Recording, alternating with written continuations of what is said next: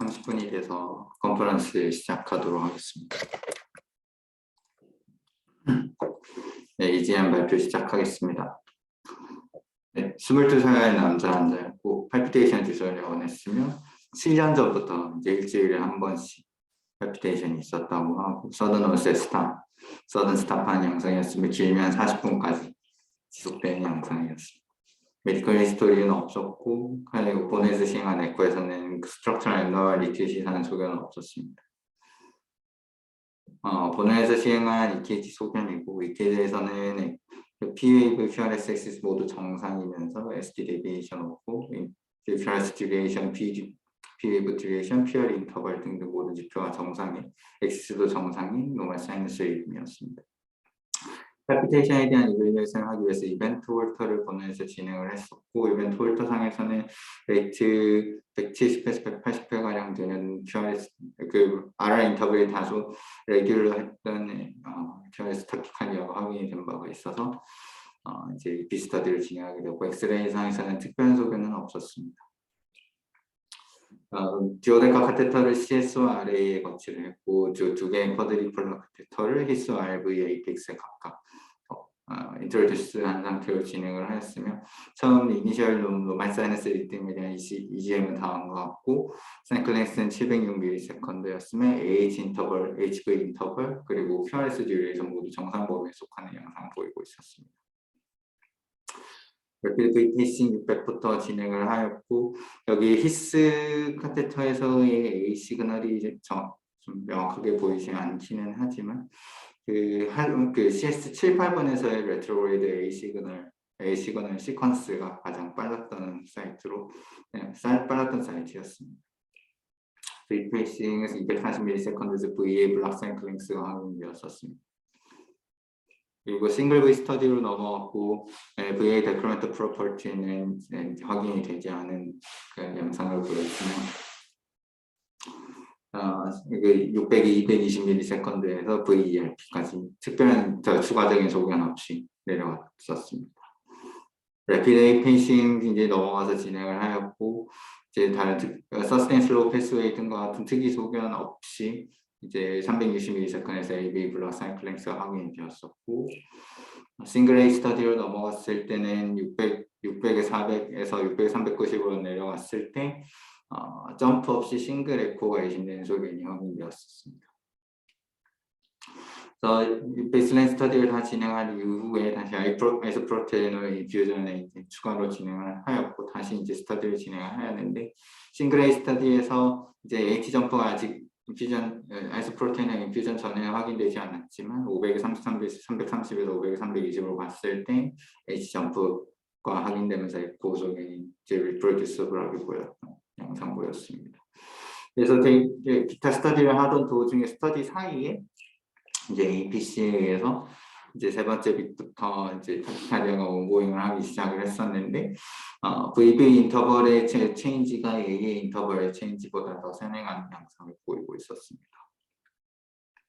타키카디아는 세클레스 243에 HA 인터벌은 126, HV는 30주로 정상, QRS는 144 리세컨드로 RBB 패턴으로 이제 나타난 와이드 QRS를 보이고 있었고 해당 사실 직접적으로 비교할 만한 시브리드 ECG는 없긴 했었습니다만 레귤러한 QRS 타키카디아가 보이고 있었고 V6에서 S가 R보다는 작았고 여기에서 노치를 오래 봤을 때 오른쪽 귀가 RSR 프라임에서 오른쪽 귀가 더 큰 그래도 노치가 조금 약하긴 하지만 티피컬 RBB라 생각을 했습니다. 타키카디아가 온고잉을 하고 있어서 히스 리프렉터리 V 엑스트라 스티뮬라이 테스트를 진행을 하였고 첫 번째 스티뮬라이에서는 오히려 사이클랭스가 이제 더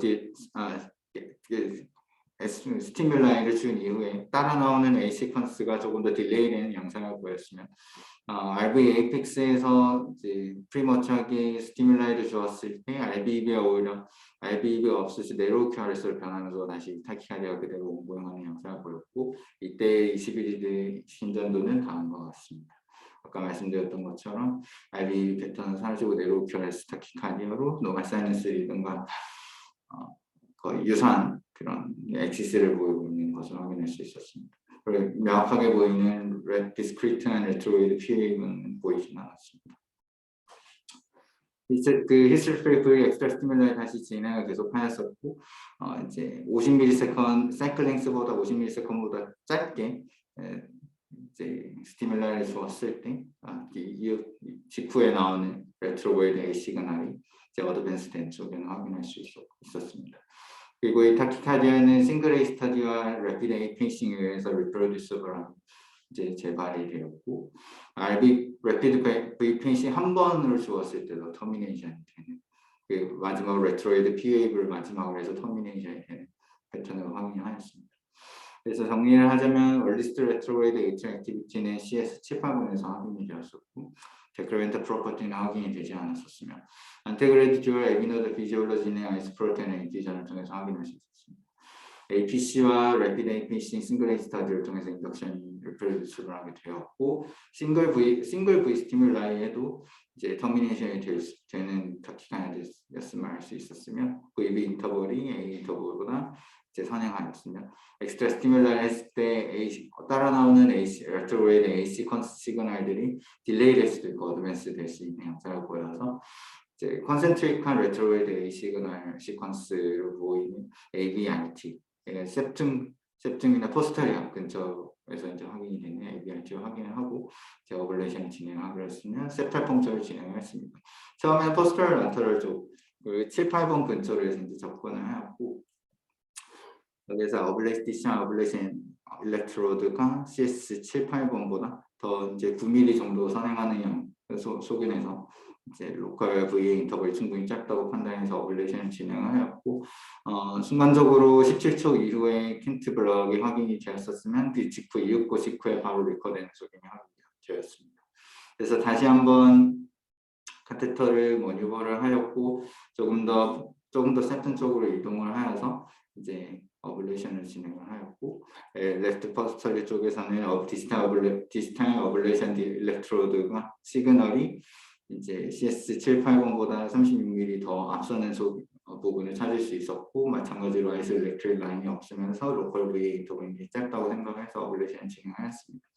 6초 여기에서는 이제 어블레이션을 진행했을 때 켄트 블럭이 어블레이션 6초 만에 바로 확인이 되긴 했었습니다. 그리고 다시 이제 인터미턴트하게 이제 컨덕션이 재발이 되는 양상을 확인할 수 있었고 그래서 다시 한번 이제 어블레이션 카테터를 이제 조정을 해서 약간 안테리어 수피리어 쪽으로 이동하면서 더 septum 쪽으로 붙인 그런 포스털 septum 쪽으로 다시 이제 카테터를 어드밴스를 하였습니다.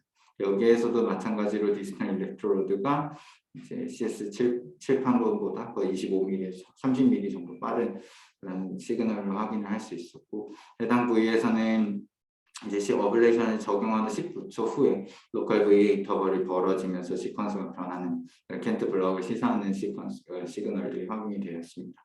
이후에 이제 래피드 V 펜싱을 진행을 하였는데 그 히스 일렉트로드에 보이는 레트로웨이드 A 시그널이 좀 명확하지 않아서 조금 200 스케일을 200으로 늘려서 다시 가지고 왔는데요.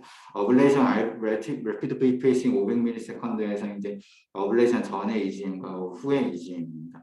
보시면 히스 1, 2번에서 관찰되는 레트로웨이드 A 시그널로 의심되는 시그널은 확실히 7,8번보다 더 늦게 나오는 어블레이션 전에는 늦게 나오는 양상이었지만 이후에는 지속적으로 디스탈 히스 일렉트로드 1, 2번에서 나오는 레트로웨이드 A 시그널이 다른 어떤 CS 일렉트로드의 레트로웨이드 A 시그널보다 더 빨리 나와서 어블레이션이 성공적으로 진행됐다는 걸 확인할 수 있었습니다.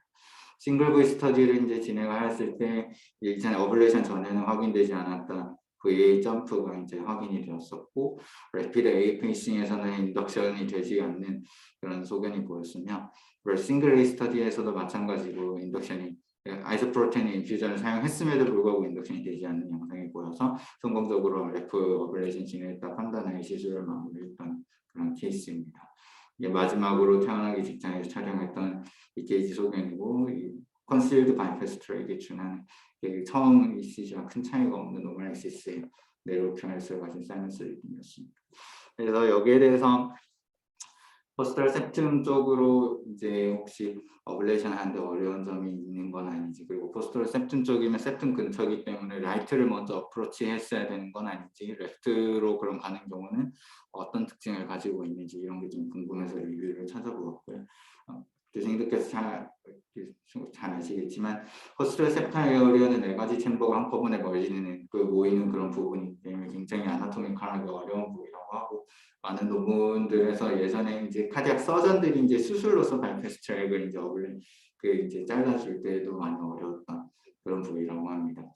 실제로 이제 수피리어 방면에는 센트럴 파이브러스 바디가 구성, 그리고 안테리어 쪽으로 인터벤트리컬 septum, 그리고 라테럴 월 쪽으로는 라이트 파라셉툼, 레프트 로월 쪽으로는 레프트 파라셉툼 이제 구성하고 있는 이 부위를 저희는 포스터널 septum 에어리어라고 지칭을 하는데요.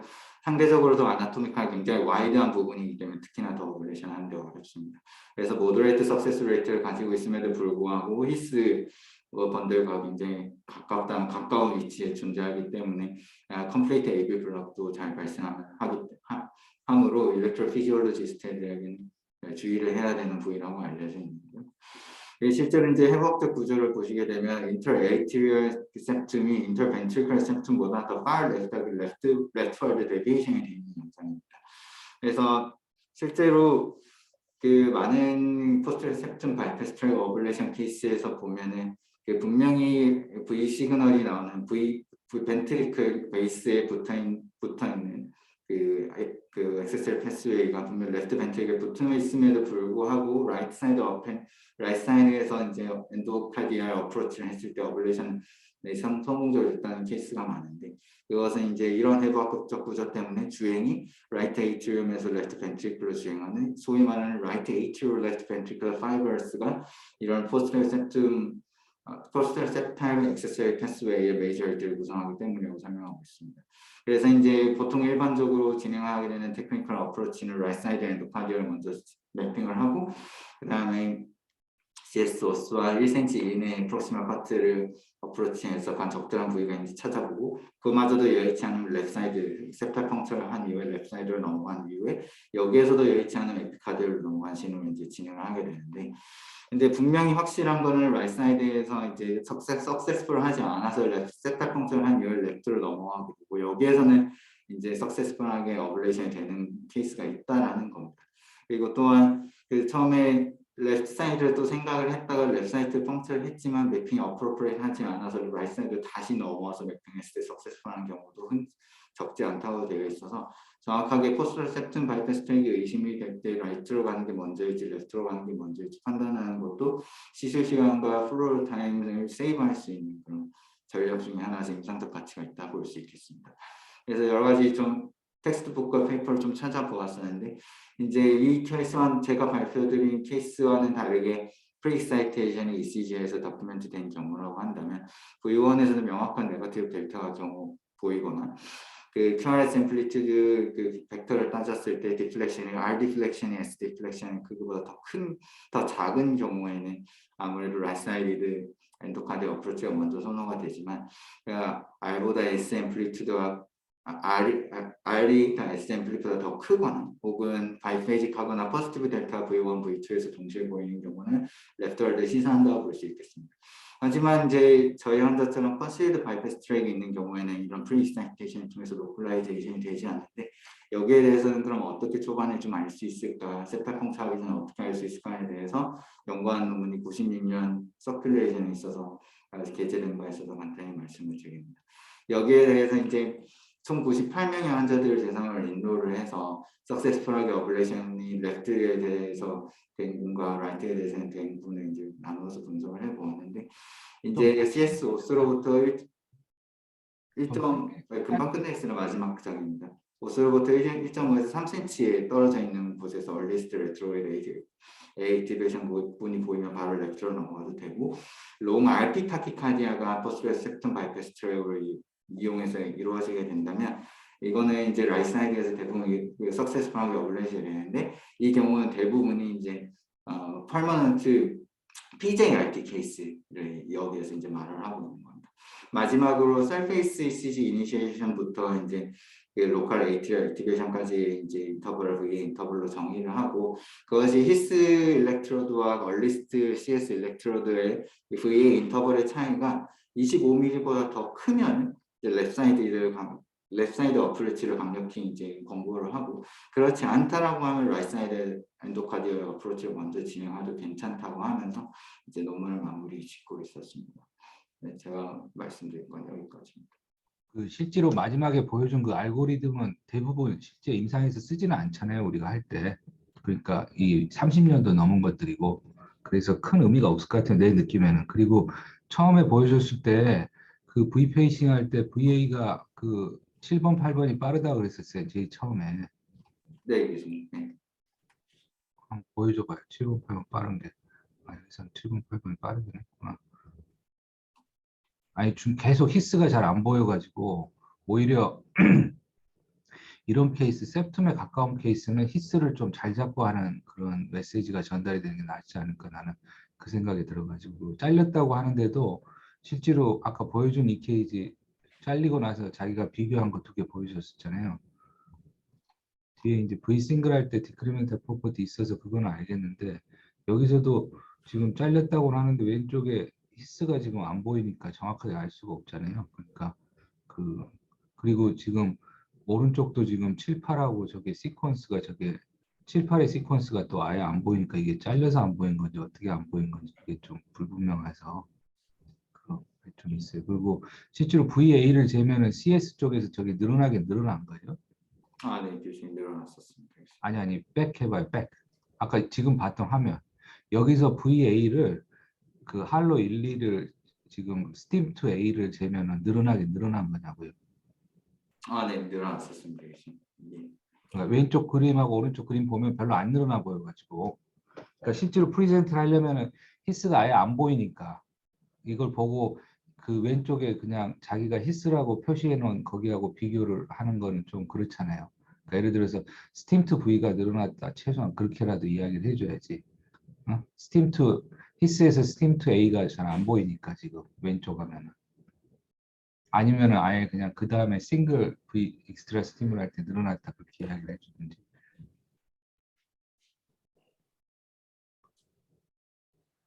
혹시 추가로 교수님들 코멘트 해주실 거 있으세요? 정보영 선생님 얘기한 부분에서 그 마지막 내가 봐도 그 VA가 별로 늘어나 보이질 않거든. 그 말고 아까 보여줬던 거. 네, 여기. 그게 아마도 왼쪽 거는 노드하고 바이패스트하고 같이 올라갔던 거 아닌가 싶어요. 별로 늘어나 보이지 않는데. 예, 그래서 스팀 투 V를 재가지고 실제로 늘어났다 수치를 보여주든지 그래야지 사람들이 믿지. 이것만 보고 믿으라 그러면 쉽지는 않을 것 같은데. 그다음에 셉탈 바이패스트에 관해서 언제 썼더라? YMJ에 써놓은 게 있을 텐데.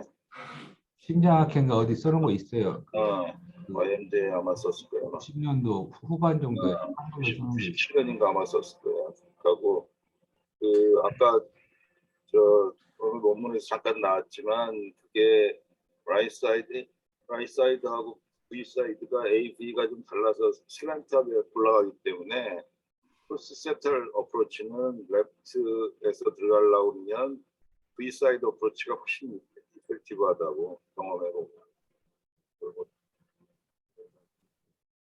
근데 그리고 셉탈 바이패스 트랙인 경우에는 델타가 있어도 있건 없건 간에 라이트 사이드 어프로치를 먼저 하는 게 원칙이에요. 자세히 잘 하고 그 다음에 렉스 사이드 넘어가는 게 맞죠.